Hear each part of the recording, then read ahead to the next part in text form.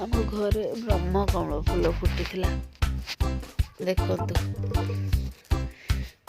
ବ୍ରହ୍ମକମଳ ଫୁଟିଲେ ଯାହା ଘରେ ଫୁଟେ ତାକୁ ପୂଜା କରନ୍ତି। ସେଥିପାଇଁ ଗୋଟେ ପୂଜା କରାହେଉଥିଲା। ପୂଜା ହେଲା ପରେ ମନ୍ଦିରକୁ ଦିଆଯିବ।